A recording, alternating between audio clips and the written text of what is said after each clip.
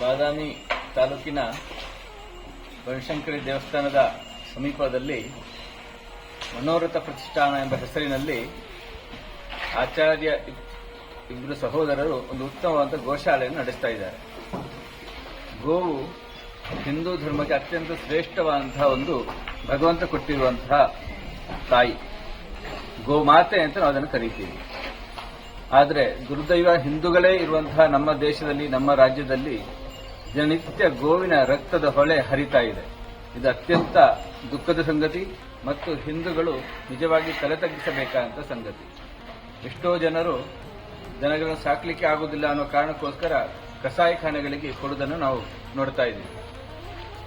ಈ ಆಚಾರ್ಯ ಸಹೋದರರಿಬ್ಬರು ಇದನ್ನು ಗಮನದಲ್ಲಿಟ್ಟುಕೊಂಡು ಒಂದು ಉತ್ತಮ ಗೋಶಾಲೆಯನ್ನು ಪ್ರಾರಂಭ ಮಾಡಿದ್ದಾರೆ.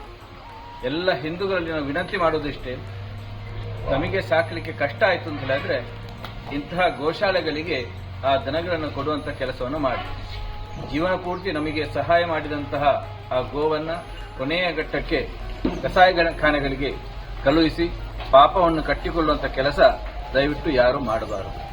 ಅಷ್ಟು ಮಾತ್ರ ಅಲ್ಲ, ಈ ಗೋಶಾಲೆಗೆ ಎಲ್ಲ ದಾನಿಗಳ ತುಂಬು ಹೃದಯದ ಸಹಕಾರ ಅವಶ್ಯಕತೆ ಇದೆ.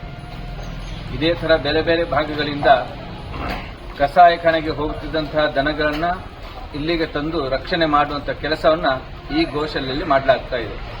ಅದಕ್ಕೆ ಸಹಜವಾಗಿ ದೊಡ್ಡ ಪ್ರಮಾಣದ ಸಹಕಾರದ ಅವಶ್ಯಕತೆ ಇದೆ. ಈ ಊರಿನ, ಈ ಜಿಲ್ಲೆಯ ಅಥವಾ ಈ ವಿಡಿಯೋವನ್ನು ನೋಡ್ತಾ ಇರುವಂತಹ ದಾನಿಗಳು ಇದನ್ನು ಗಮನಿಸಿ ತಮ್ಮ ಶಕ್ತಿಯಾನುಸಾರ ಈ ಗೋಶಾಲೆಗೆ ದಾನ ಮಾಡಿದರೆ ನಿಜವಾಗಿ ಪುಣ್ಯದ ಕೆಲಸದಲ್ಲಿ ಭಾಗಿಯಾದಂತಹ ಒಂದು ವಿಚಾರ ಅವಕಾಶ ನಮಗೆ ಸಿಕ್ಕಿದಂತಾಗುತ್ತೆ. ಗೋವನ್ನ ಪೂಜೆ ಮಾಡುವುದು ಸಾಕ್ಷಾತ್ ದೇವರನ್ನು ಪೂಜೆ ಮಾಡಿದಂತೆ ಅಂತ ನಮ್ಮ ಇತಿಹಾಸದಲ್ಲಿ ಹೇಳ್ತಾರೆ. 33 ಕೋಟಿ ದೇವರು ವಾಸ ಮಾಡುವಂತಹ ಒಂದು ಜಗತ್ತಿನ ಒಂದು ಪ್ರಾಣಿ ಅಂತ ಇದ್ರೆ ಅದು ಗೋವು.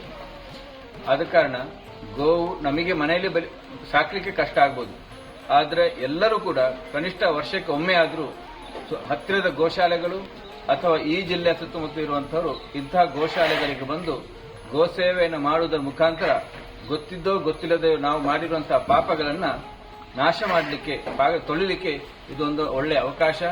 ಇಂತಹ ಗೋಶಾಲೆಗಳಿಗೆ ಎಲ್ಲರೂ ಬೆಂಬಲ ನೀಡಿ ಅಂತ ಹೇಳಿ ನನ್ನ ಮಾತನ್ನು ಮುಗಿಸ್ತೇನೆ. ನಮಸ್ಕಾರ.